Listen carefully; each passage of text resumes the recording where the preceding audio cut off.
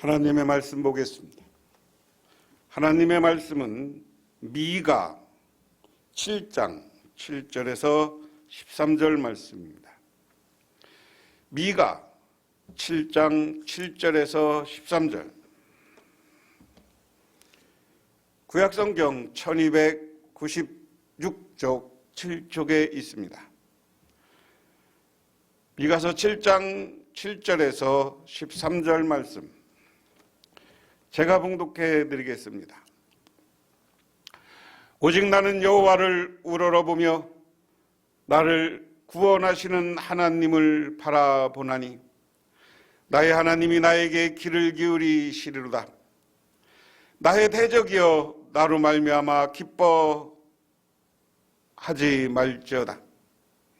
나는 엎드러질지라도 일어날 것이요 어두운 데 앉을지라도 여호와께서 나의 빛이 되실 것임이라. 내가 여호와께 범죄하였으니 그의 진노를 당하려니와 마침내 주께서 나를 위하여 논쟁하시고 심판하시며 주께서 나를 인도하사 광명에 이르게 하시리니 내가 그의 공의를 보리로다. 나의 대적의 이것을 보고 부끄러워하리니 그는 전에 내게 말하기를 내 하나님 여호와가 어디 있느냐 하던 자라. 그가 거리에 진흙같이 밟히리니 그것을 내가 보리로다. 내 성벽을 건축하는 날 곧 그날에는 지경이 넓혀질 것이라. 그날에는 아스루에서 애굽의 성읍들까지, 애굽에서 강까지, 이 바다에서 저 바다까지, 이 산에서 저 산까지의 사람들이 내게 돌아올 것이니라. 그 땅에 그 주민의 행위의 열매로 말미암아 황폐하리로다. 아멘. 신약성경 말씀은 요한복음 4장 46절에서 54절입니다. 요한복음 4장 46절에서 54절 말씀, 신약성경 149쪽에 있습니다. 이 말씀도 역시 제가 봉독해 드리겠습니다. 예수께서 다시 갈릴리 가나안에 이르시기 전에 물로 포도주를 만드신 곳이라.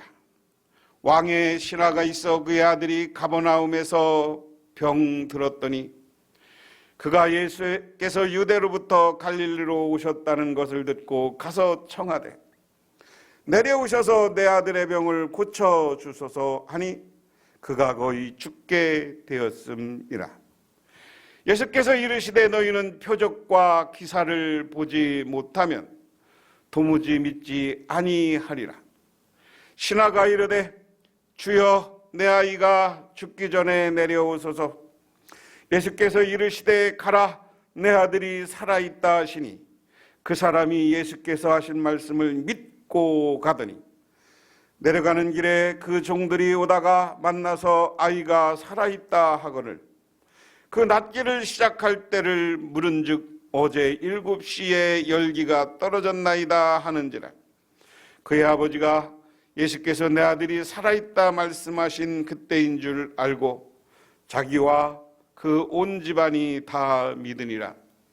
이것은 예수께서 유대에서 갈릴리로 오신 후에 행하신 두 번째 표적이니라. 아멘. 오늘은 봉독한 말씀을 중심으로 해서 위기를 넘어 축복을 받다. 위기를 넘어 축복을 받다. 라는 제목으로 하나님의 말씀을 전하고자 합니다. 1980년 프랑스의 작가 샹 사르트르가 폐수종으로 파리의 브루세 병원에서 사망했을 때 프랑스에서 온 국민이 그의 죽음을 애도했습니다. 그해 4월 19일 그의 장례식에 5만 명의 조문객이 파리의 시가지를 누비며 아디우 사르트르, 안녕 사르트르, 안녕 사르트르를 외쳤다고 합니다. 1904년 20세기 최고의 작가 사르트르는 사생아로 태어났습니다. 아버지는 해군 장교였던 것으로 알려졌으나 그가 2살 되던 해 세상을 떠났고 어머니마저 재혼하여 사르트르는 사생아로 외롭게 살았습니다. 그러나 어린 시절 독일어 교수로 있었던 외할아버지 댁에서 자라면서 책을 많이 읽을 기회가 있었고 20살 때부터는 학교 도서관에 살면서 모든 책을 알파벳 순으로 읽어갔습니다. 사르트르가 60세 되었을 때 스웨덴 할리몬에서는 노벨 문학상을 주기로 결정했습니다. 그러나 단호히 거절했습니다. 온 세계가 충격을 받은 바 있었습니다. 책을 읽는 것은 인생의 수많은 투자 중에 가장 확실한 투자이며 나는 책을 읽고 글 쓰는 것에 아무것도 바랄 것이 없다라고 사르트르는 말했습니다. 오직 그에게 중요한 것은 책 읽는 것과 글쓰기라는 것입니다. 노력을 중단하는 것보다 더 위험한 것은 없다. 그것은 습관을 잃은 것이다. 좋은 습관은 버리기 쉽다. 빅토르 우이그르의 말입니다. 사르트르의 일생을 통해서 한 사람이 출발은 불행했지만 그가 세계적인 문학가로 지금도 전 세계 사람들이 존경하는 문학가로 성장했고 문학가가 되어서 그의 책이 오늘도 수많은 사람들에게 읽혀지고 있습니다. 우리 역사는 인생이라는 건 살다 보면 고난이 늘 찾아옵니다. 오늘 우리가 당하는 고난처럼 오늘 하나님의 성전에 나와 예배드리고 싶지만 예배드리지 못하고 있는 우리의 모습처럼 고난은 찾아오더라. 그런데 이 고난 속에서 우리들은 무엇을 준비하고 무엇을 해야 되느냐 하는 겁니다. 그 고난 속에서 우리가 중요한 건 하나님을 찾아야 되는 거예요. 하나님을 만나고 그 하나님으로부터 나의 인생이 바뀌어질 때 우리 인생은 복되고 아름다운 인생이 되어지는 줄 믿으시기 바랍니다. 오늘 미가서는 이사야, 아모스와 같은 시대에 활동했던 선지자, 예언자로 알려져 있습니다.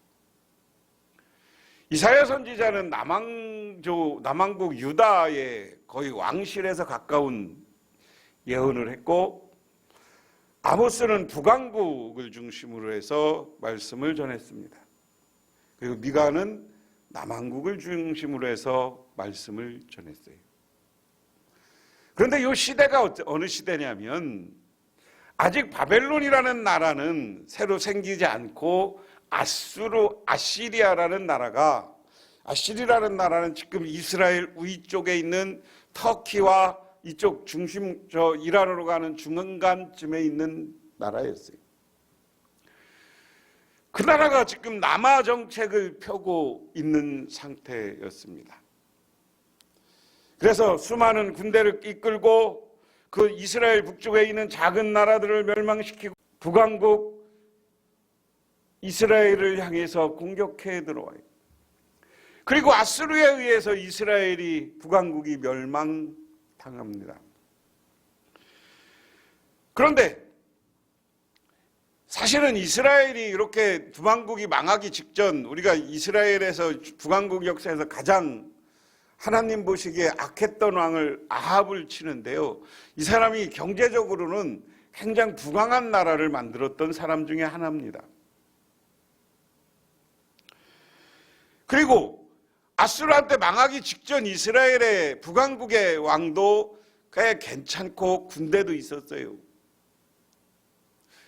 그래서 조금 교만했습니다. 그래서 몰려오는 아수르를 우습게 알고 아수르한테 대항하려고 하다가 철저히 패망하는 거예요. 그런데 나라가 잘 살게 되니까 부자와 가난한 자의 차이가 분명했다는 거예요. 그래서 미가는 철저히 가난하고 힘없는 민중들, 사회적 약자들의 편에 서서 그들을 억압하고 착취하는 지배계층의 온갖 악행을 비판하고 그들의 여러 가지 부를 독점하고 있는 것에 대해서 비난했습니다. 그리고 가난하고 힘없는 사람들에게는 새로운 희망과 새로운 소망을 주는 이야기입니다. 희년제도를 무시했어요. 이스라엘 백성들은 50년이 되면 자기 땅들을 원래 분배했던 땅 주인에게 돌려주겠으나 이것이 없어졌어요. 그래서 부자들에 의해서 토지가 독점되는 거예요. 토지가 독점되니까 가난한 사람들은 노예나 농노로 전락할 수밖에 없었던 상황이었다. 그래서 대다수 부유층들이 대다수의 가난한 사람들, 민중들을 소작농으로 부려먹음으로 극심한 빈부격차와 불평등이 가득 채워졌습니다.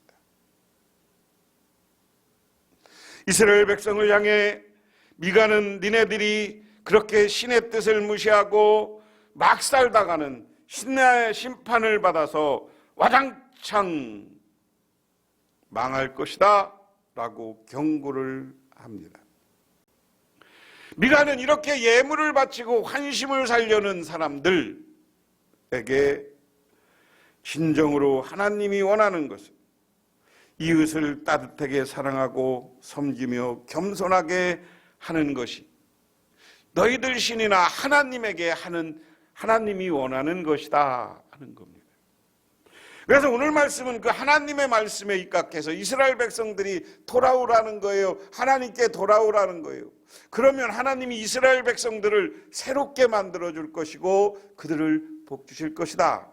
그래서 그 말씀을 하나하나 살펴보면 그렇습니다. 한 절 한 절을 봉독하면서 내용을 좀 보면 미가 7장 7절에 세 번역으로 제가 주로 말씀을 읽어드리겠습니다. 그러나 나는 희망을 가지고 주님을 바라본다. 나를 구원하실 하나님을 기다린다. 내 하나님께서 내 간구를 들으신다 하는 개역 개정판 성경은 오직 나는 여호와를 우러러보며 나를 구원하시는 하나님을 바라보나니 나의 하나님이 나에게 귀를 기울이시리로다. 여기에서 우러러보며 바라본다라는 말은 앞잡해 오이하이라는 말로 하나님의 역사적 개입을 기대하는 자세로 하나님을 바라보는, 하나님이 언제 오실까를 그리워하는 파수꾼과 같은 태도이다 그랬습니다. 좀 뒤집어지는 얘기지만 파수꾼은요 늘 누구를 기다려요? 적이 오는 것을 바라보면서 그들을 기다리고 오면 빨리 보고하는 거예요. 그런데 파수꾼은 어떻게 와요? 파수꾼에게 적은 어떻게 와요? 살며시 와요. 숨어서 와요. 근데 그걸 찾아내야 돼. 근데 우리 하나님도 파수꾼이 기대하는 것처럼 살며시 살짝 이스라엘 백성들에게 올 것이다. 그래서 그렇게 하나님이 오는 날을 기대하며 하늘을 우러러보며 기도하자는 거예요. 그러면 하나님이 나의 기도를 들어주실 것이다. 여러분 이 시간 위기와 어려움 속에 있을 때 오늘 여러분들 하나님 앞에 기도하는 여러분 되시기를 바랍니다. 저 높으신 곳에 계신 하나님을 우러러보며 그분이 지금 나에게 찾아올 것이라는 믿음을 갖고 하나님께 기도하시기를 주님의 이름으로 축원합니다. 두 번째는 내 원수들야 내가 당하는 고난을 보고서 미리 흐뭇해하지 말아라. 나는 넘어져도 다시 일어난다. 지금은 어둠 속에 있지만 주님께서 곧 나의 빛이 되신다. 그 다음에 이야기는 뭐냐면 이스라엘 백성들이 지금 저 아수르나 주변 나라들이 막 지금 이스라엘을 멸망시켰어요. 그런데 그런 상황에서 무슨 얘기예요? 니들 나 망했다고, 나 힘없다고 비웃지 마라. 비웃지 마라. 여러분, 우리 예수 믿는 사람은 그런 자부심이 있어야 돼요. 내가 웃고 내가 힘들고 어렵고 때로는 사업에 망해도 다른 사람들 비웃지 마라. 왜? 하나님은 나의 빛이 되셔서, 하나님은 나의 빛이 되셔서 나를 그 빛 가운데로 새로운 인생으로 인도해 주시는 분인 줄 믿으시기 바랍니다. 그게 우리 하나님이, 내가 엎어지고 엎드려지고 망할지라도 이걸 가지고 비웃는 녀석들 까불지 마. 하나님은 내 편이야. 하나님은 때가 되면 나를 빛으로 새로운 인생으로 축복된 인생으로 인도해 줄 것이야 하는 믿음을 가지라는 얘기예요. 9절에 내가 주님께 죄를 지었으니 이제 나는 주님의 분노를 가라앉기까지 참고 있을 뿐이다. 마침내 주님께서 나를 변호하시고 내 권리를 지켜주시고 나를 빛 가운데 하실 것이니 내가 주님께서 행하신 의를 볼 것이다. 야, 그 다음 얘기는 뭐냐면 내가 지금 망했어. 근데 엎어졌어. 그런데 너희들 비웃지 말라고 앞에 얘기했잖아요. 근데 지금 내가 이렇게 힘들고 위기를 만난 건 하나님이 내가 잘못한 것, 하나님이 내가 죄진 것 때문에 나를 심판하고 회초리를 때리는 거예요. 화가 나 있어. 그래서 그 화가 잠잠해질 때까지 기다리고 있다. 여러분, 어디 가서 가장 바보가요, 애들이요, 부모님이 뭔 이야기 시켰는데요, 화났는데 거기다 갖다 팍팍 떠들고 덤비는 거예요. 부부간에도 마찬가지예요. 부부간에도 서로 감정이 상했는데 거기다 갖다 팍팍 떠들고 거기 갖다 덤비고 그러면 싸움이 커지는 거예요. 여러분, 뭐라고 하고당 그때는 피해, 좀 기다려. 그리고 기다렸다가 부부간에도 나중에 얘기하면 될 걸 거기서 그냥 급해갖고 짜자짤 이렇게 하다가 그냥 그래서 부부 싸움이 커지는 거예요. 이게 삶의 지혜인지 몰라요. 오늘 여기 말씀의 미가도 뭐냐, 우리 잠깐 엎어졌지만 잠깐 하나님의 마음이 가라앉을 때까지, 화가 가라앉을 때까지 참자. 그리고 나면 하나님이 오히려 내 편이 돼서 나를 변호해 줄 것이고, 하나님이 내 편이 돼서 나를 빛으로 인도해 주실 것이고, 하나님이 내 편이 돼서 하나님이 세우는 의를 우리가 보게 할 것이다. 하나님이 세우는 의는 새로운 나라와 새로운 회복된 이스라엘을 상징적으로 이야기합니다. 그게 오래가지 않고 내가 볼 것이다라는 거예요. 여러분, 이 시대에 여러 가지 어려움이 있고 고난이 있지만 하나님이 이 나라 위에 새로운 희망찬 나라, 생동하는 우리 대한민국을 만들어주시는 것을 우리가 볼 수 있을 줄 믿으시기 바랍니다. 코로나로 여러 가지로 어렵더라도 우리는 하나님이 내가 기도할 때 내 편이고, 나의 사업부터 나의 가정부터 나의 자녀부터 나의 인생을 지켜주고 기쁨과 행복이 가득 찬 미래를 만들어줄 것이라는 믿음을 가지시기를 주님의 이름으로 축원합니다. 그 다음에 10절에 나의 대적이 이것을 보고 부끄러워하리니 그는 전에 내게 말하기를 내 하나님 여호와가 어디 있느냐 하던저라. 그가 거리에서 진흙같이 밟히리니 그것을 내가 보리로다. 세 번역으로 보면 그때의 내 원수는 내가 구원받은 것을 보고 부끄러워할 것이다. 주 너의 하나님이 어디 있느냐 하면서 나를 조롱하던 그 원수가 얼굴을 돌지 못할 것이다. 내 원수가 거리에 진흙처럼 밟힐 것이니. 야! 생각해보라는 거예요. 하나님이 나를 새로운 나라로 회복해줘. 하나님이 의를 세워서 하나님을 믿는 사람들에게 축복과 은혜를 만들어줬어요. 그들에게 놀라운 은총을 만들어줬어요. 영원한 하나님 나라와 같은 행복한 나라, 행복한 가정을 만들어줬어요. 그런데 그것은 이스라엘의 언제가 가능한 거예요? 지금 아수르에게 망했지만 그 아수르가 지나가고 그다음 새롭게 회복되는 거예요. 그리고 이스라엘 가난한 사람들을 억압하고 했던 부자들, 지도자들, 이 사람들이 가난한 사람들을 보고 야, 니들이 못났어 했지만 때가 되면 나를 세워주시고 네 믿음 있는 나를 세워주고 나를 비웃던 자가 진흙같이 밟힐 것이다. 내가 밟히는 게 아니라 그가 밟혀요. 진흙같이 밟혀요.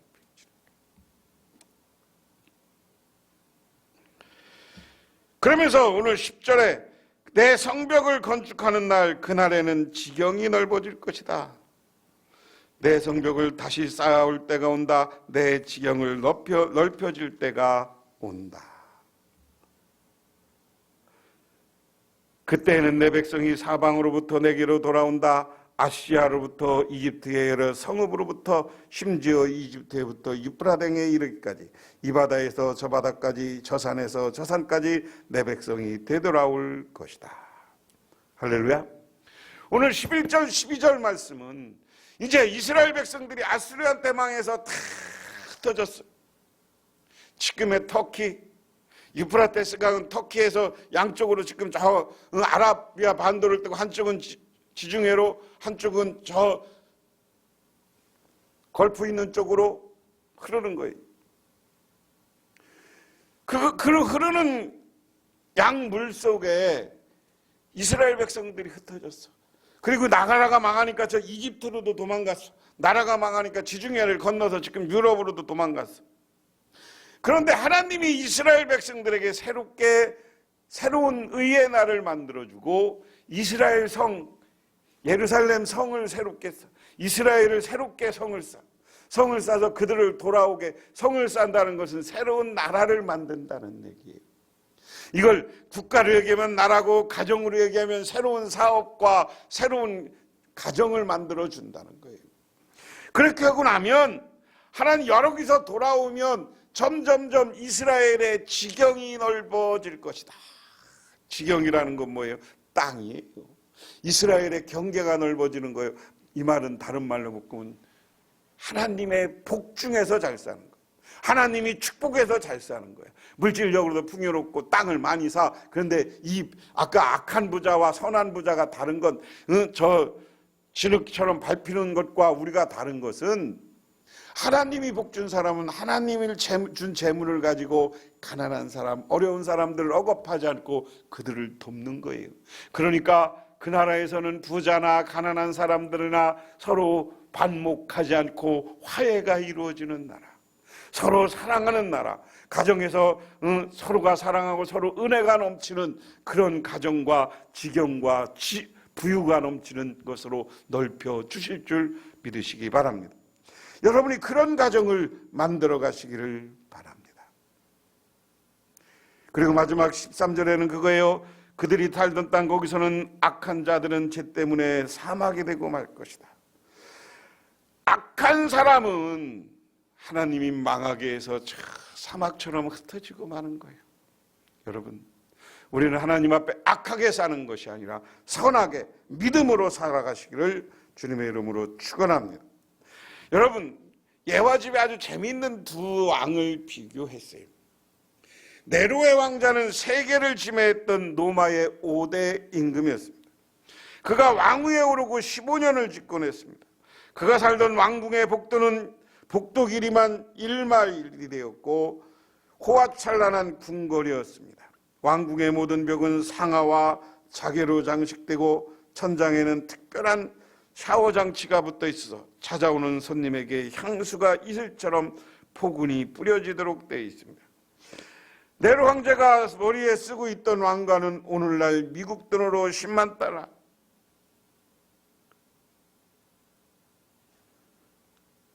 우리 돈으로 한 10만 달러면 1억 2천 정도 되는 겁니다. 그가 사용하던 노새와 조랑말은 은으로 장식된 신발을 시켰고, 그가 한번 정식으로 행차할 때는 1000명 정도의 군사와 마차들이 뒤따랐습니다. 네로가 황제가 낚시질할 때는 금으로 만든 낚싯바늘을 썼습니다. 한 번 입었던 옷은 두 번도 입지 않았습니다. 하지만 이 황제는 허무와 공포 속에서 마지막 생을 자살로 마감했습니다. 티무르 제국을 세운 몽골의 티무르에 대한 일화입니다. 그는 친구에게 개미에 대한 이야기를 곧잘 했다고 합니다. 티무르가 한 번은 적에게 추격당하여 부득이하게 한 채의 허물어진 집 속에 숨어 있었습니다. 그때 우두커니 몇 시간을 혼자 앉아서 여러 가지 생각에 잠겨 어떻게 할까 낙심하고 있었습니다.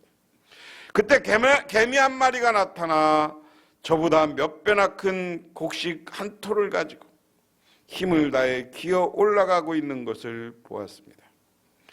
개미는 몇 번이나 밑으로 떨어지고 또 올라가고 또 떨어지기를 세어보았더니 69번이었습니다. 그러나 개미는 결코 낙담하지 않고 실망하지 않고 70번째로 담으로 기어오르는 장면을 보고 티무르는 다시 용기를 내고 전투에서 승리할 수 있었습니다. 이때 우리의 성도는 기도해야 됩니다. 주님의 용기와 많이 살 길입니다. 오늘 티무르처럼 세계 역사상 이런 영토를 만들어낸 왕은 티무르밖에 없어요. 티무르가 징기스칸입니다. 티무르가 개인 이름은, 사람 이름은 티무르고요. 그를 왕이 되었을 때 칸이라는 말은 왕이라는 말이에요. 징기스칸. 70번이고 100번이고 실패하지만 하나님이 내 편이 될 것이라는 믿음을 가지고 도전하면 하나님이 우리의 지경을 넓혀 주시는 줄 믿으시기 바랍니다. 오늘 신약성경도 마찬가지입니다. 오늘 전예는 이렇게 얘기했습니다. 예수님이 물을 포도주로 만들었던 곳에 갔어요. 근데 거기에 왕으로부터 관리 하나가 있었는데 가버나움에 갔는데 거기에서 자기 아들이 병들어 있어서 예수님에게 왔습니다. 그래서 예수님에게 내 아들 좀 고쳐주세요 그래요. 여러분, 우리가 문제가 있고 어려움이 있고 고난이 있으면 오늘 이 왕의 신하지만 눈치 볼 거 없어요. 내가 왕의 신하인데 하나님께 나와 기도 먼저 하세요. 하나님 간구하세요. 그렇다고 내가 여러분 병원에 다니고 하지 말라는 말이 아니에요. 병원 가기 전에도 기도하고요. 하나님의 능력을 향해서 기도하면 병원의 의사가 해결해 줄 수도 있고 하나님이 놀라운 능력으로도 불치의 병을 고쳐줄 수도 있는 줄 믿으시기 바랍니다. 그래서 병으로 갔어요. 그러니까 예수님에게 간절히 바라는 거예요. 내 아들이 죽게 됐으니까 병을 좀 고쳐달라고. 그런데 예수님은 다른 말이 안 합니다. 야, 내려가. 내가 네 아들이 이미 살아있어. 오늘 53절, 54절을 그대로 보면 50절에 보면 예수께서 이르시되 가라. 내 아들이 살아있다 하시니 그 사람이 예수께서 하신 말씀을 믿고 가니라. 예수님이 한마디 했어요. 야, 네 아들 살았어. 병 고쳐주세요 하고 자기는 세상적인 관심만 가지고 탁 왔었는데 예수님이 내려가서 안수하고 내려가서 특별히 은혜로 하면 나을 줄 알았는데 예수님이 말로 해요. 야, 내려가. 네 아들 살아있어. 그런데 여기 왕의 신하의 믿음이 중요한 거예요. 예수님을 하나님의 아들로 받아들이고 그 예수님이 말하는 대로 자기는 가는 거예요.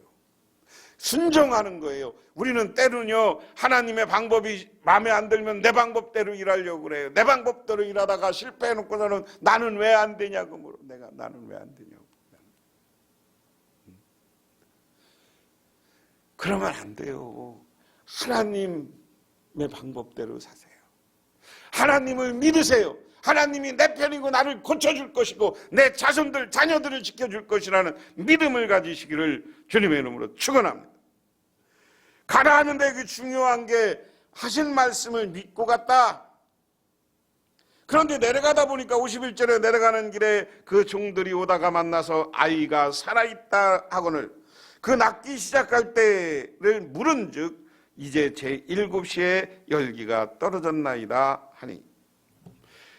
그 다음 절이 중요합니다. 그 다음 절에 보니까 그 아버지가 예수께서 아들이 살아있다 하신 그때인 줄 알고 그랬습니다. 이제 예수님 말씀을 믿고 가요. 가다 보니까 자기 집에서 자기 하인들이 불이 났게 쫓아 올라오는 거야. 우리로 얘기하면 대감 뭐 이런 거죠. 대감 뭐 각하 하파 이런 표현 썼겠죠. 아이가 살아났어요. 그렇게 이야기하니까 얼마나 기뻤습니까? 그러니까 이 확인을 하는 거예요. 이 왕의 신하가. 야, 언제쯤 애가 살아났냐? 7시쯤에요. 열이 떨어지기 시작하면서 벌떡 일어났어요. 계산해 보니까 예수님이 내 아들이 살아있다 믿고 가라 한 시간에 애가 열이 떨어진 거야.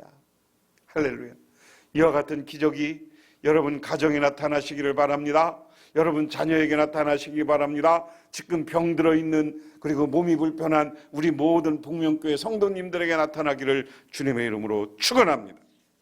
그리고 나서 중요한 게 돌아와서 야, 이건 예수님의 말씀대로 됐어. 그는 하나님의 아들이야. 메시아야. 우리 예수를 메시아로 받아들이자. 그리고 온 집안이 예수를 믿었다. 아들이 병들어 있는 위기 속에서 예수님을 만나러 왔습니다. 예수님에게 간절히 자기 아들 자녀를 고쳐달라고 이야기합니다. 예수님은 믿고 가라고 했어요. 내려가라, 살아있다. 그 말을 믿고 왔을 때 그에게는 놀라운 기적이 나타나고 위기를 뛰어넘어 하나님의 축복이 그에게 찾아왔는 줄 믿으시기 바랍니다. 그리고 나서 이 축복받은 사람들은 어떻게 해야 되는 거예요? 예수를 온 가족에게 예수를 권합니다. 요즘 말로 하면 전도해요. 전도하세요. 여러분 코로나라 못 다니면 다녀서 전도 못하면 전화로 전도하세요. 카톡으로 전화하세요. 문적으로 전화로 전도하세요. 카톡으로 전도하세요. 문자로 전도하시기를 바랍니다. 그렇게 되면 하나님이 놀라운 능력으로 여러분들에게 더욱더 큰 은혜와 축복을 찾아주십니다. 이 말씀은 제가 여러 번 드렸는데 유명한 얘기예요. 어떤 사냥꾼이 산에 갔다가 독수리알을 가지고 내려왔어요. 이 독수리알을 가지고 내려와서 병아리가 그 독수리알을 품게 했는데 이 독수리가 깨어났어요. 근데 맨 처음에는 이 병아리가 닭이 자기 어미인 줄 알고 절절절절 따라다녀요. 그래서 이 주인이 야, 이 독수리인데 그래 독수리를 여러 번 날려고 지붕에서도 날려보고 여러 번 날려봅니다. 근데 그냥 자기 어머니 따라서 습관대로 자기를 품었던 닭을 따라서 걸어다니기만 해. 날지는 않고. 그래서 어느 날 독수리를 가지고 어떻게 했다는 거예요? 높은 산으로 올라가서 탁 창공을 보여주면서 독수리를 확 날리니까 독수리가 날개를 펴고 창공을 향해 나르더라. 다시 말하면 저 창공을 바라보는 순간 자기의 존재를 아는 거예요. 날개를 푸덕거리니까 3,000km, 5,000km를 날 수 있는 우리나라 독수리들이요, 저 시베리아에서 오고 몽골에서 오는 독수리들이 겨울 우리로 오잖아요. 나르고 모든 새 중에 왕으로 새로 나서게 되는 겁니다. 하나님께서 여러분 나는 하나님의 사람이다라는, 하나님의 자녀다라는 믿음을 가지고 도전하시기 바랍니다. 미래를 향해서 나가시기 바랍니다. 이 위기도 잠깐이라는 생각, 이 위기를 넘으면 우리 집 지경이 넓어지고 사업의 지경이 넓어질 것이라는 믿음을 가지고 나가시기를 주님의 이름으로 축원합니다. 그렇게 될 때 하나님이 여러분의 가정에 놀라운 은총과 축복, 위기를 넘어서 은혜가 가득 채워지게 되는 줄 믿으시기 바랍니다. 그래서 여러분의 가정이 주님 안에서 위기를 넘어 축복받는 놀라운 역사가 2021년에 일어나기를 주님의 이름으로 축원합니다. 기도합니다. 하나님 고맙습니다. 우리들은 부족합니다. 위기를 만났을 때 주저앉기 쉽습니다. 하지만 이 위기 속에서 하나님을 우러러보게 하시고 하나님이 지경이 넓어짐을 바라보며 하나님을 따라 살아가는 승리자가 되게 하옵소서. 예수님 이름 받들어 기도드리옵나이다. 아멘.